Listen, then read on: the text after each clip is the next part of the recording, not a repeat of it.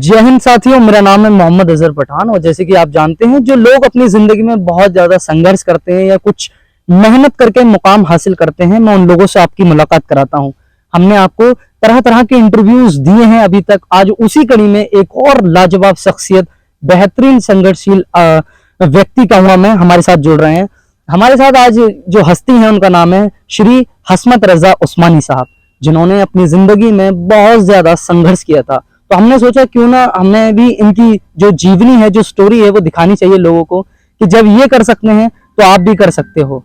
तो हमने सोचा क्यों ना, सबसे पहले मैं ये जानना चाहूंगा, हसमित जी आप अपना शॉर्ट इंट्रोडक्शन दे दीजिए। आप ये बता दीजिए कहाँ से बिलोंग करते हैं और अपने पिताजी का नाम और आप कौन से मोहल्ले में रहते हैं, पूरा एड्रेस बता दीजिए अपने। जी, मेरा नाम हसमत रजा उस्मानी, जी फादर नेम सराफतुल्ला, जी मोहल्ला काइस्तान, कस्बा कुंदरकी, डिस्ट्रिक्ट मुरादाबाद। जी। जी, तो हसमत जी, हमारा आपसे पहला सवाल ये रहेगा कि आपकी जो शिक्षा है वो कहाँ तक हुई है और आपने क्या क्या दिक्कतें झेली उस समय। देखिए, ये 1998 की बात है। जी मैं 9th क्लास तक पहुंचा था। जी मेरे फादर ज़्यादा बीमार रहने लगे। जी हम 9 बहन भाई थे, जी जिसमें जिम्मेदारी का बोझ मेरे कंधों पर आया जी और मैंने वहीं पढ़ाई अपनी समाप्त कर दी। जी लेकिन मेरा सपना है कि हर युवा खूब पढ़े और आगे बढ़े। जी। हसमत जी, हम आपसे एक बात और जानना चाहेंगे। सुनने में आता है कि आपने जो है बहुत ज्यादा दिक्कतें झेली हैं, बहुत ज्यादा संघर्ष किया था, आपने तरह तरह के काम किए हैं और आपने लोग बताते हैं कि हसमत जी ने फाका तक का देखा है और बहुत ज्यादा गरीबी में आपने जीवन यापन किया है। अब आपकी स्थिति बदल गई है, तो कितना संघर्ष करना पड़ा आपको पूरे जीवन में इसमें। देखिए, लाइफ में जब आगे बढ़ना होता है और जब घर के बच्चे, बहन भाई भूखे प्यासे होती, जी तो हमने बड़ा संघर्ष किया। हमने जो है ट्रेनों में गोला भी बेचा है, जी मूंगफली हमने बेची, जी बाजारों में कपड़ा हमने बेचा, जी स्कूलों में पकौड़ियाँ हमने बेची, जी सिर्फ परिवार चलाने के लिए। अब जब माहौल बदल रहा है जी तो मेरा सपना बस एक यही है जी। कि मेरी तरह कोई ज़िंदगी नहीं गुजारे। नहीं। मैं लोगों से अपील करता हूँ जी कि मेहनत करो, मेहनत का सिला परवरदिगार देगा। जी और मेहनत के बल पे हमारे यहाँ 2 शख्सियत हैं, जी शरीफुद्दीन पाशा बाबू वकील साहब। जी ज़्यादातर हम उनके नक्शे कदम पे चलने की कोशिश करती हैं। जी उन्होंने भी बड़ा संघर्ष किया। संघर्ष के बाद आज आप उन्हें देख लो, जी शिक्षा के मामले में सबसे आगे, जी समाज सेवा के मामले में सबसे आगे। जी तो बस उन्हें देख के ही मन में हमारे भी जी कहीं ना मतलब आया। कहीं जी कि कुछ हम भी करें लोगों के लिए। जी। बस। अच्छा हसमित जी, मैं आपसे एक सवाल जानना चाहूंगा। आप बता रहे हैं कि मैंने जो बुजुर्ग हैं जो यहाँ के बहुत पुराने हैं, जैसे शरीफुद्दीन पाशा जी हैं या दिनेश बल भटनागर जी हैं और भी लोग हैं, तो आपने बताया कि मुझे उनसे प्रेरणा मिली।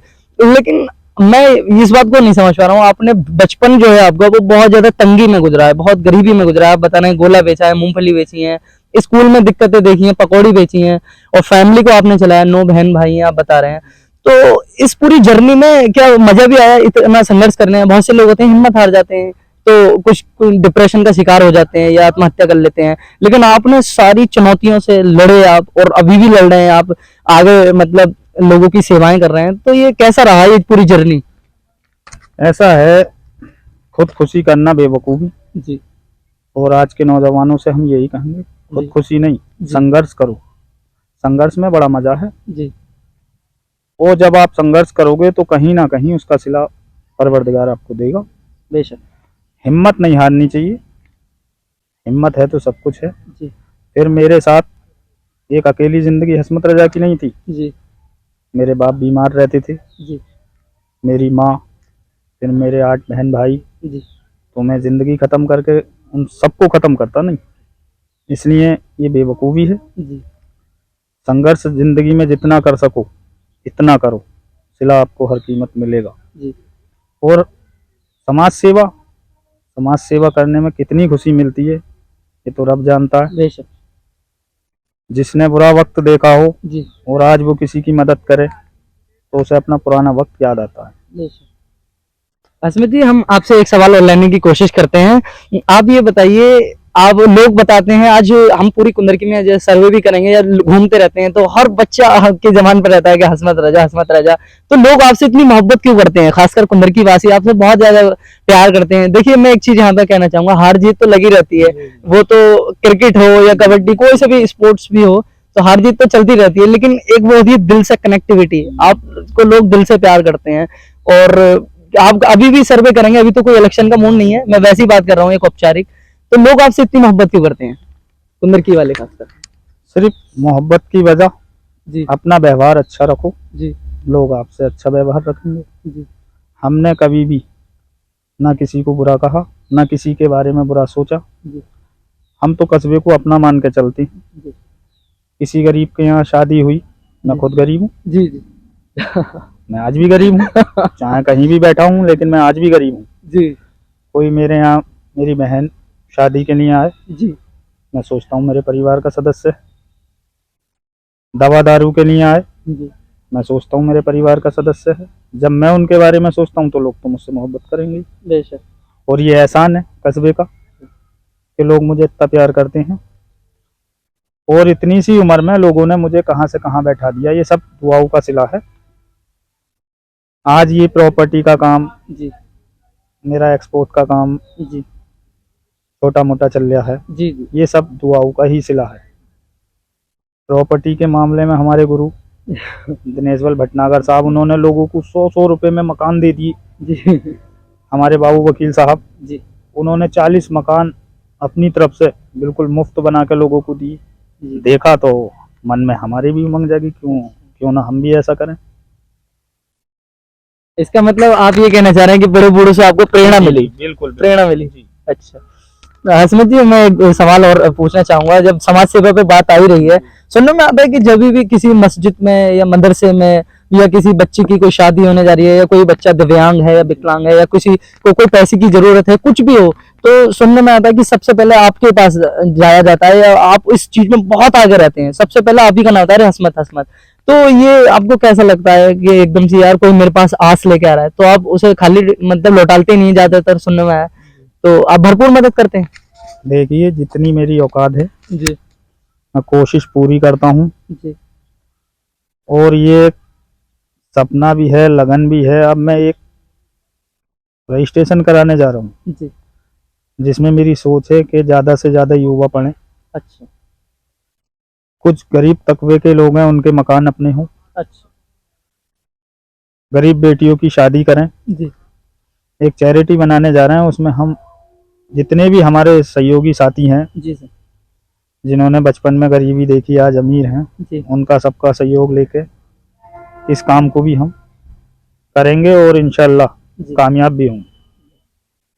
बाकी लोग अगर मदद के लिए आ रहे हैं मेरे पास, तो इसमें मेरी औकात नहीं कि मैं किसी को एक माचिस की तिल्ली भी दे दूं। जी ये सब परवरदिगार का करम है, और ना जाने किसकी दुआ हमें लगी है जी कि कोई खाली नहीं नहीं जाता।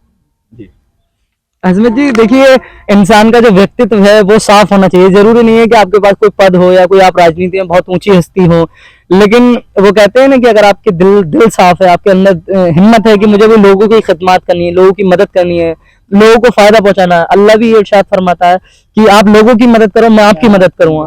तो ये उदाहरण आपके ऊपर कुछ कुछ सही बैठता है, क्योंकि आप लोगों की मदद करते हैं, अल्लाह आपको और ज्यादा नवाजता जा रहा है माशाल्लाह अल्लाह के करम से। तो और कुछ कहना चाहेंगे आप कि वही समाज सेवा का क्या मतलब? देखिए, जब गरीब आदमी आगे बढ़ता है तो उसके आगे बड़ी मजबूरियां आती हैं। जैसे अभी मैंने चुनाव लड़ा, जी कुछ लोगों ने मुझे उड़ाया कि मैं भाग जाऊंगा जी और मेरे पास कुछ नहीं रहा। जी तो भाई, मैं फकीर आदमी हूँ, अल्लाह देने वाला है। बेशक। मैं तो आज तक कहीं नहीं भागा और अपने घर हूँ। कुछ मेरे अपने लोगों ने भी मुझे गलत समझने की कोशिश करी, लेकिन हमने एक ही बात कही कि नहीं, संघर्ष करो, जिस दिन गलत साबित हो जाए उस दिन हमें कहना। बाकी नियत हमेशा अपनी साफ रखो, जी अल्लाह आपके साथ है। अच्छा हसमत जी, मैं एक बात जानना चाहूंगा आपसे, आप वाकई में मानते हैं कि जो इंसान मेहनत करता है अपनी जिंदगी में, अल्लाह भी उसका साथ देता है और वो वाकई में आगे बढ़ता है, या जो लोग मतलब नीयत साफ रखते हैं तो उनकी वाकई में मदद होती है? आपके ऊपर कुछ बताना चाहेंगे? बिल्कुल बिल्कुल, मैं तो मानता हूँ हमारे कस्बों में बुजुर्गों में भी उदाहरण है। जी, आप उदाहरण बताइए कोई। हमारे बाबू वकील साहब को ले लीजिए, अच्छा, बड़ा संघर्ष करा है। हमने उन्हें रात में गाड़ी से अगर रोड पे ईंट पड़ी है तो वो उठा के भी रखते हुए देखा है। अच्छा, उन्होंने बड़ी मेहनत करी, उन्होंने अपने भाइयों को बनाया अपने साथ साथ, और आज देख लीजिए दुआओं का ही असर है, जी, कहाँ से कहाँ है। हमारे यहाँ एक क्लास की फैमिली में गिने भी जाती, समाज सेवा में सबसे आगे हैं। तो ये कभी भी लोगों को नहीं सोचना चाहिए कि मेहनत नाकारा जाएगी या ये होगा वो होगा, कुछ नहीं। आप मेहनत करिए, उसका सिला ऊपर वाला देगा। असमत जी, हम आपसे लास्ट और आखिरी सवाल लेंगे और इसी के साथ हम बात को खत्म करना चाहेंगे। आप एक स्पेशल नगर के जो युवा हैं कुंदरकी के, अभी हमने रिसेंटली देखा है, हाल ही में अभी कई बच्चे सिलेक्शन ले रहे हैं, जैसे हफीज खान साहब है, उनके लड़के हैं, एसआई में सिलेक्शन हुआ शुएब खान का, ठीक है, और इल्मा फरोज आईपीएस पहले से ही हैं। तो एजुकेशन सेक्टर में हमारे यहाँ के युवा अच्छा कर रहे हैं और मोटिवेशन मिल रहा है।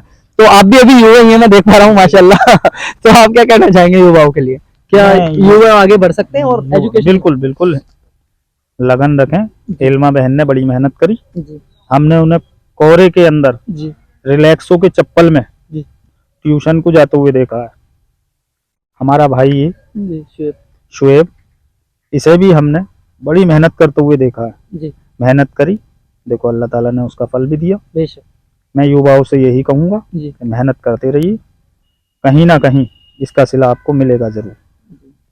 और पढ़ाई हो जी, या काम हो या माँ बापों की सेवा हो जी, या आस पड़ोस की या अपने गरीब साथियों की, जितनी आप लोगों से एक दूसरे की मदद करी जाए करिए, इसका सिला परवरदिगार आपको जरूर देगा। मैं इस बात से सहमत हूँ और मानता भी हूँ जी, कि मेहनत और लगन कभी खाली नहीं जाती, और आप लोगों की सेवा करते रहिए, इसका सिला ऊपर वाला आपको जरूर देगा। बेशक।